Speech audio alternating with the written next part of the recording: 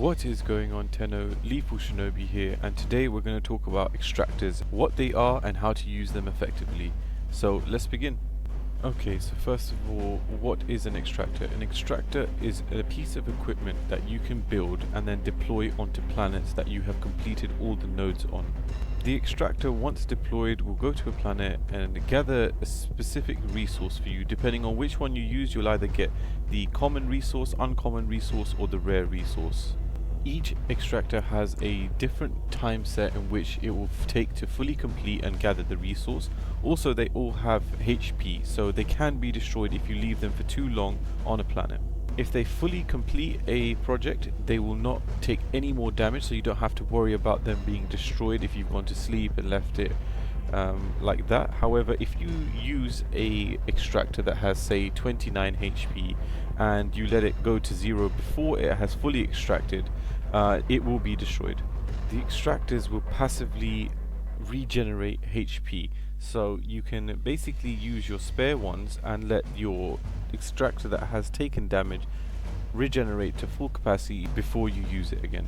So first, as I said, extractors are drones that collect resources from a planet's surface, which allows for automatic gathering of resources without the player need for control.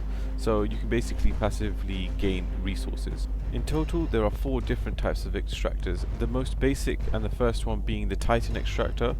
It requires 4 hours to collect resources. It will take 50,000 credits to buy from the market.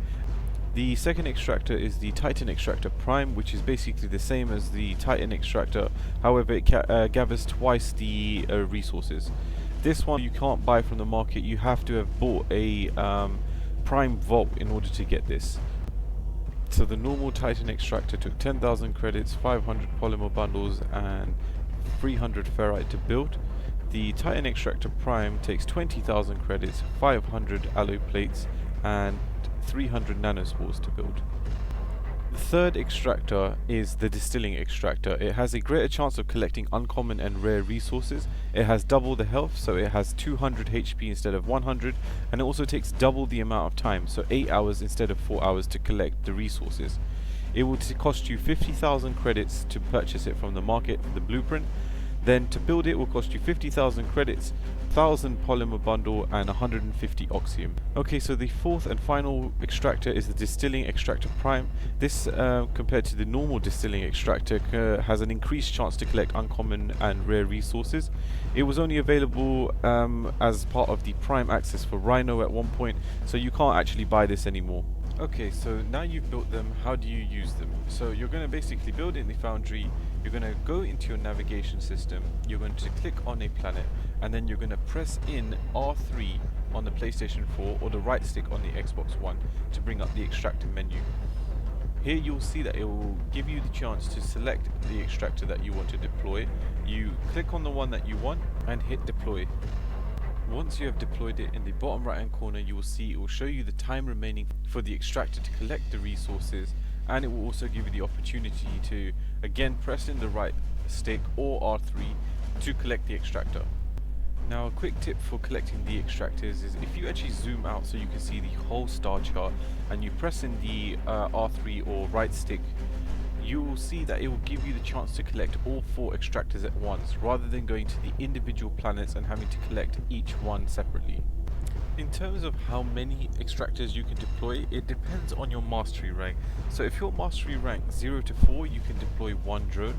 If you're mastery rank 5 to 9, you can deploy 2 drones. Mastery rank 10 plus, 3 drones. Now you can get an additional +2. However, to get the +1s, you either need to have bought the Prime access, which will give you 1 additional, which puts you at 4, or if you also have the founder status, that's another one which gives you a maximum of 5 extractors.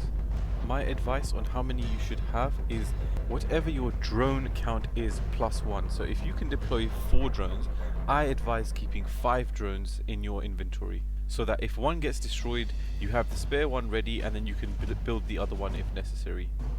That's the main bulk of it, but just for some side notes, once the extractor is deployed to a planet, the higher the level of the planet, the more it will get damaged.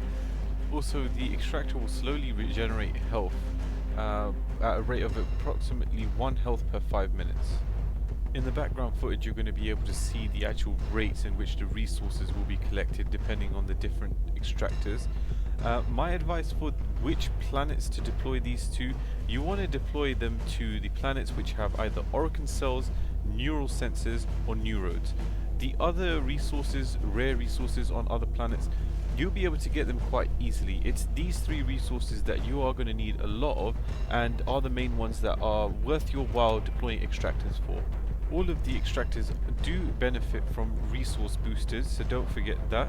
So that's pretty much all of what I believe to be important to know about the extractors. I hope you found this guide useful. If you did, please don't forget to hit that like button and subscribe for future Warframe content. Thank you very much for watching and I hope you have a great day.